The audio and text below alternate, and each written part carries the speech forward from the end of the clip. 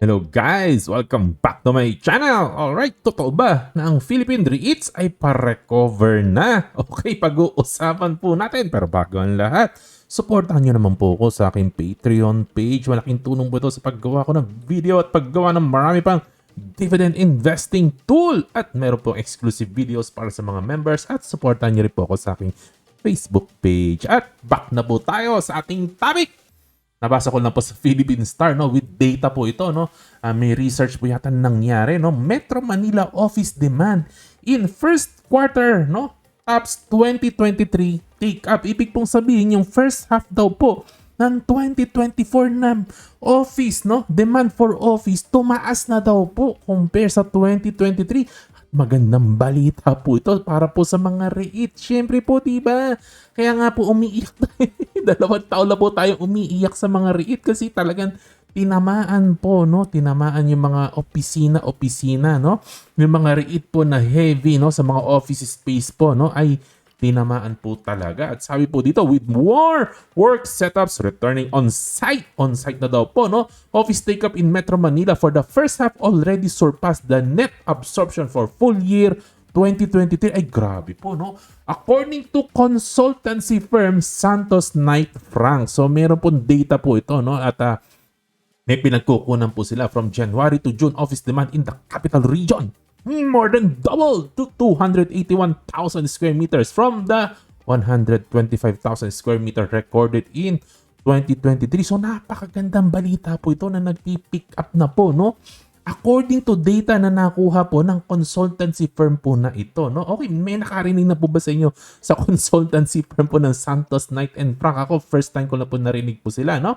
SKF Chairman and CEO Rick Santos said the robust demand was due to return to office mandates. Pinapabalik na po kasi sa office. Kahit kami, may konting RTO na po kami, no? Kayo po ba? May RTO na ba kayo? And office expansion, nag-expand na, no? Supported by offshoring operation. Naka-apekto ba yung mga alam ko kasi, no, nagkaroon ng mga mass layoff na naman sa US po, no, ng mga kung ano-anong trabaho doon. Siguro po yung iba nalipat sa Pilipinas, kaya siguro nagkaroon ng pagtaas, no, sa demand sa office po, no. He noted that the demand from the government, ayun, and information technology sa mga nasa IT dyan, mga developer, mga QA, kamusta po kayo? Shout out, no. Ayan, BPO din, no? Sectors drove the first half transaction. Sila talaga ang marami daw demand. Pati gobyerno, no? Wow, ganda. We expect this to continue as the Philippines remain one of the most competitive offshoring hubs in Asia Pacific, no? Sa ngayon, gusto pa rin tayo. Syempre, no? Isa tayo sa mga gustong-gusto din po nila. Kasi syempre, no? Siguro sa quality po talaga ng Pilipino. Driven by a young talent pool, affordable operating costs, and a robust supply of office spaces, Santos said, no? At hindi ko na po tatapusin po ito, no? Kasi mga data po ito. Basta sabi niya po, tumaas no? Lalo-lalo daw po sa Taguig. Taguig is said to be the most preferred office choice. Bakit sa Taguig? Kung ako, ayaw ko sa Taguig kasi ang hirap pumasok po dyan, no? Kung bababa ako ng Ayala na MRT, ang tagal nung bus na paikot-ikot dyan, eh. Kung mag-Guadalupe naman ako, mag-jeep, no? Parang hindi naman umiikot yung jeep, di ba? Bababa na ako sa market, tapos pagdating ko ng market, paano na? Well, anyways, yun ang gusto ng mga may-ari ng company, yung mga empleyado, bahala na sila sa buhay nila, paano sila makarating sa Taguig. Okay, a vacancy rate of 14.5% which is lower compared to the average occupancy rate of 18.9% in Metropolis. So, nag-i-improve po, lalo na po ang Taguig. Makati meanwhile has continued to command the highest average asking rent at 1,256 per square meter a month, no? Higher than the overall average of 1,022 per square a month. Well, anyways, magandang balita po ito, no? Ayan, hindi ko na po tatapusin, no? So, soon, kaya lang po, no, guys, no, pag sinabing pa-recover na mo, no, yung REIT, soon could mean several years pa rin. Of course, kahit naman may RTO, hindi naman po biglaan po ito. Kasi syempre, mga empleyado, nabibigla, no? Ayan. But the point is, nung data na to, ang question po kasi nito, yung presyohan po ngayon ng REIT, nasa bottom na ba? Nasa bottom na ba tayo ng negosyo ng REIT? Ito na ba yung bottom talaga ng ng vacancy nila, no? At talagang wala na bang i-worsen ito? Kasi kung wala na siya i-worsen, isa na lang ang direction nito. pataas na ang occupancy. At kung pataas na occupancy, mas tataas ang income, mas tataas ang funds from operation, mas tataas ang dividends po natin. So yun po ang ibig pong sabihin nito. No? Pero of course, no, it may take several years pa rin. No? Talagang umangat ng umangat po ito. Pero yun nga, baka bottom na po ito. No?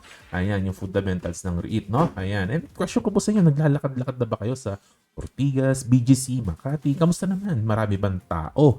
Question lang po, no?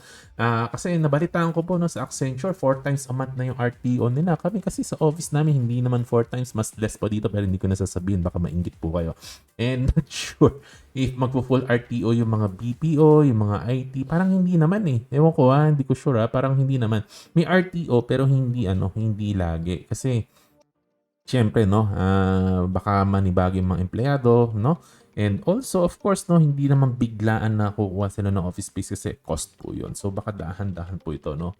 Ayan. So, ano pong balita sa inyo? Sa mga nasa BPO, nasa IT po sa inyo, anong balita po, no? Sa RTO po ninyo, padami na ba ng padami yung dinidemand sa inyo na pagpasok sa office? O konti-konti lang? 4 times a month lang ba kayo? Okay, pa-share naman po sa baba. Right now, meron lang kasi ako no na REIT is C-REIT lang no? And I'm eyeing sana to add a REIT soon. Pinag-aaralan pa natin kasi medyo nagmahal si REIT. Nakakabwisit. Dati 32 lang yan Kung ngayon, mahal na, no? And might be good to see ng financials ng other REIT kasi dati hindi ko masyadong pinapansin yung iba, no? Pero baka kailangan nating i-revisit, no? Yung mga heavy on the office, baka magbalik na po to. And if tumaas na occupancy, no? And funds from operation. And what do you think, no? Sino po ba ang favorite ni REIT po ninyo? Sinare ko lang naman yung balita na nabasa ko sa Philippine Star. At sino ang sa tingin ninyo paangat na REIT? Pa-share naman po ng mga iniisip niyo at mga na-research niyo. Huwag po kayong madamot. Alright, like, subscribe, share. Hit the notification bell. Kwentuhan po tayo sa baba. Na-share ko lang naman ang balita na to. Happy investing po sa inyo. God bless. Bye-bye.